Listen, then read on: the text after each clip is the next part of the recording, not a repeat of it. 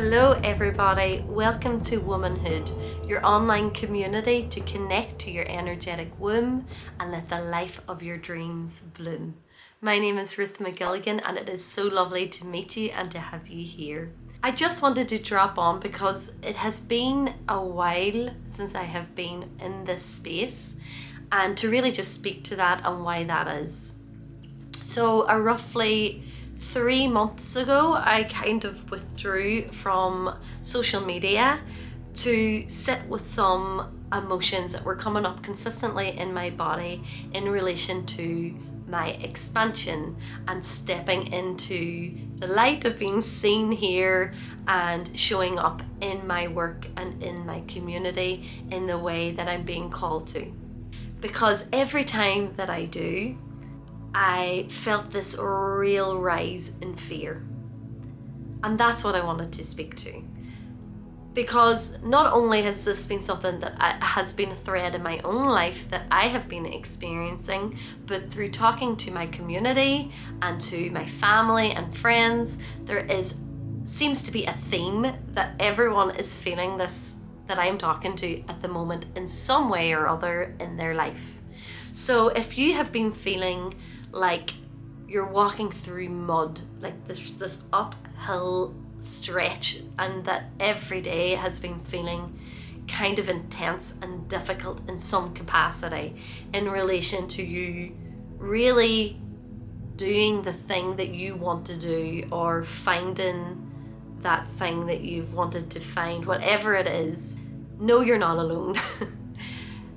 It is something that has been coming up in my own personal life a lot. What I have come to understand is in relation to my expansion, in relation to manifestation and the law of attraction, what we have been taught is actually the complete opposite to everything that I have felt of late.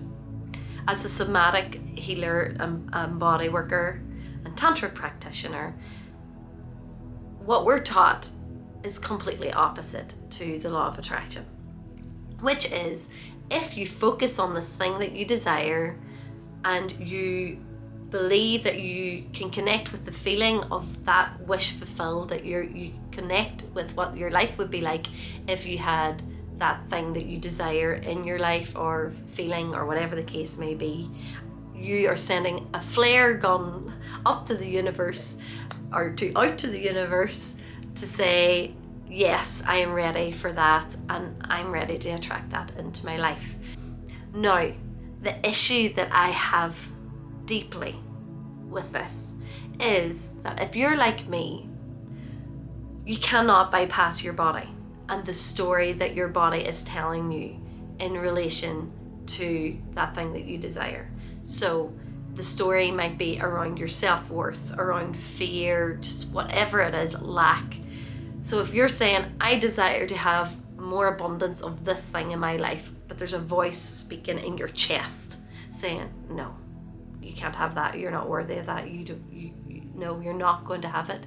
You can live from the neck up and say everything and journal it down 1,000,000 times, but it's not going to happen because you don't truly believe it in every fiber of your being. And yes, you can say and tell your body that you feel it in a way, but there's parts of you in the nooks and crannies of your being that the shadow is living, and that is the truth that you're feeling.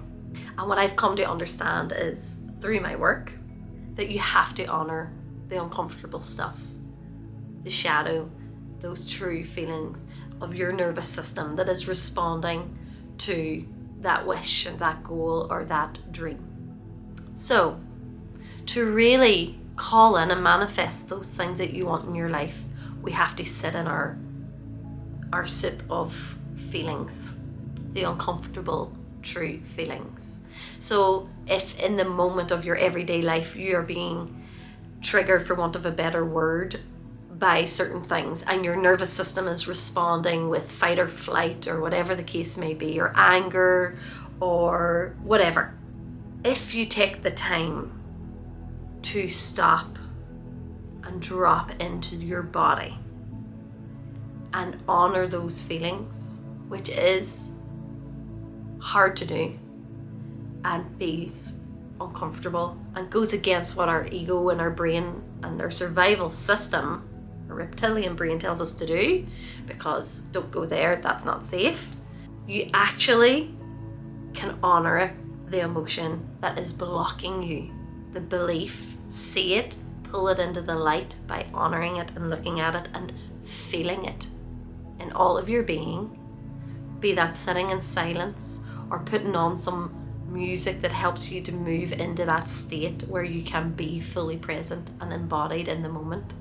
And when we sit with that feeling and honor it, be that through, if it's screaming or shouting, and if you can, and feel safe too in a space where you can really project that emotion out of your body or into a pillow, or be that crying or letting the animal body take over and shaking, whatever it is.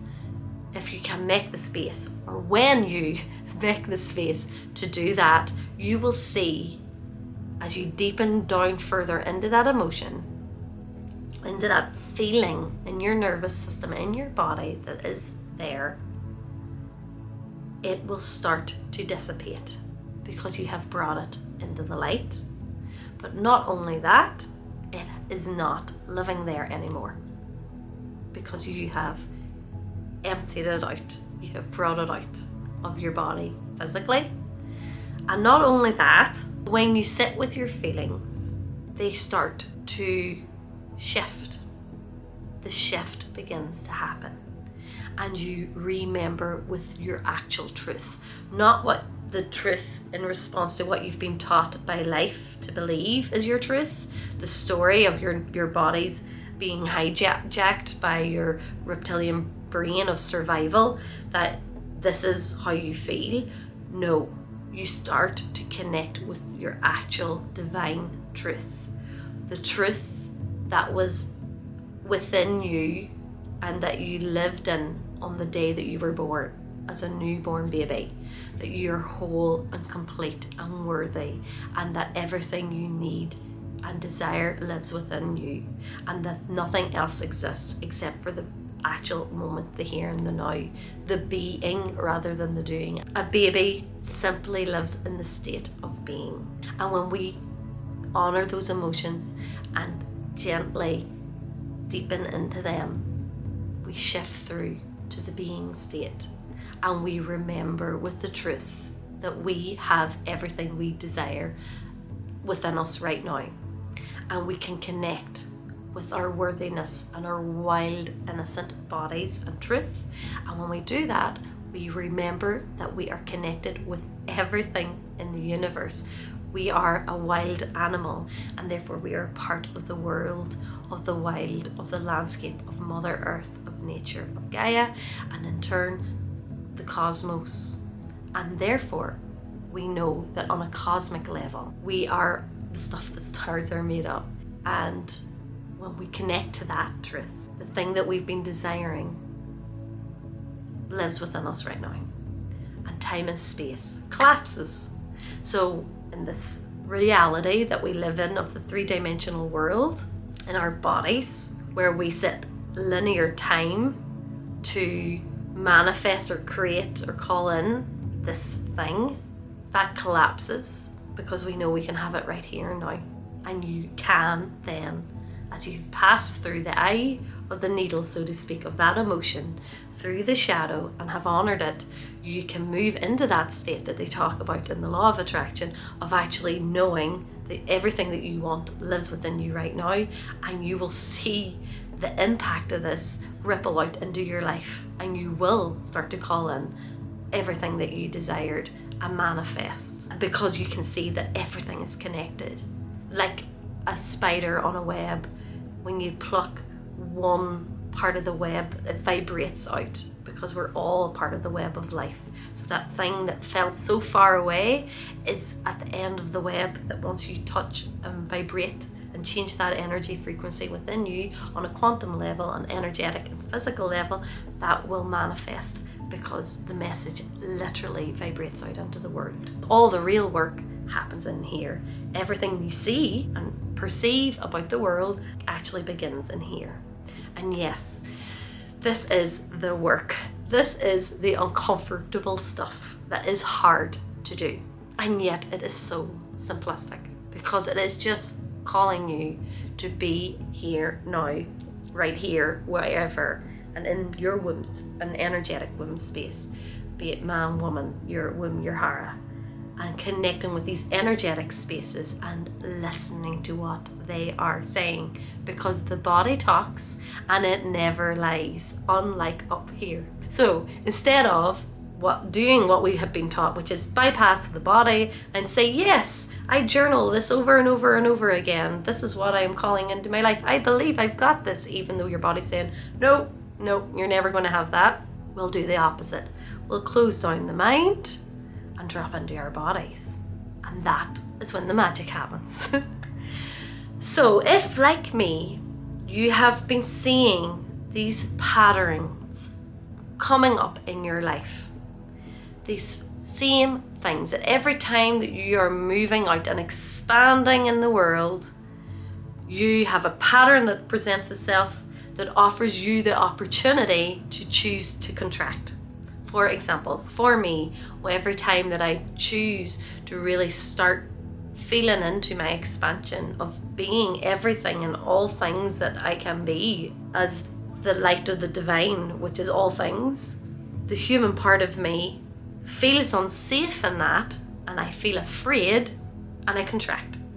And I go back to the patterns that feel safe to me, even the unhealthy ones, because I know them and they're familiar. They're like a big blanket, heavy blanket, albeit, that is cozy and comfortable.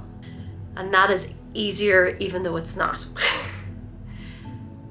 And yet, the blinkers have been coming off since the beginning of the year, and we can see these patterns presented to us, and we have a choice to make. Are we going to keep repeating the same cycle in relation to the story that we tell ourselves around our worth, around our abilities, around deserving love, around having that life that we deserve and desire to have and live? Or do we decide to honor those stories, feel them and let them go, and actually start to begin to really live that life? Which is it going to be? Because the blinkers are off and we can see that these are our patterns. And we can see that really, yes, we can choose that life is happening to us or for us, essentially, as Tony Robbins likes to say.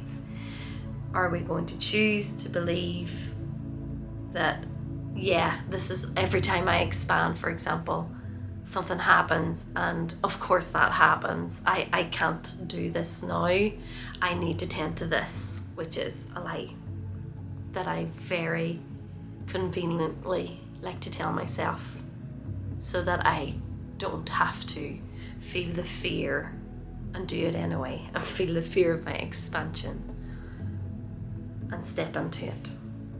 If you're watching this video, divine timing is at play, as it always is in our lives. And you were meant to hear this call to honor your feelings in relation to expansion and abundance and manifesting the life that you wish to bloom from your womb space. Honor the shadow. Feel it. And you can then let it go. And if it happens in the middle of the day and you're at work or you are in company, take a note mentally or physically, write it down and be like, what was that feeling that just, like I said, trigger for want of a better word? What was that emotion? And box it off for that moment if you can, if it's not too much of a override of your nervous system. If it's just one of them little small ones where you, ooh, yes, I believe I would love to have that, no, I really don't, that feeling. When you get home, either before you go to bed or when you get up in the morning before the rest of the house wakens. If you have children, make the space to actually go back and revisit that very moment and feel that feeling again and honor it. And yes, do journal around it as well if you feel called to. But journaling as well can take us into the mind and out of the body a little more. So listen to your energetic womb space, and the life that you desire will bloom. Because everything that you desire lives within you right now. You are worthy, and you, in essence, on a quantum level, are the divine, and everything that you seek lives within you. I'm sending you so much love today. If this has resonated with you, if you have any more questions, do feel free to leave a comment. And if you're new to this channel, leave a comment so I can say hello back to you. Also, I do one-to-one work as well online, and I have courses and programs that are coming up. If you would like, please do subscribe to the channel if you would like to avail of those. And I'm always open to having conversations, so if there's something that's coming up for you, please do message me, and I'd be only too happy to get back to you.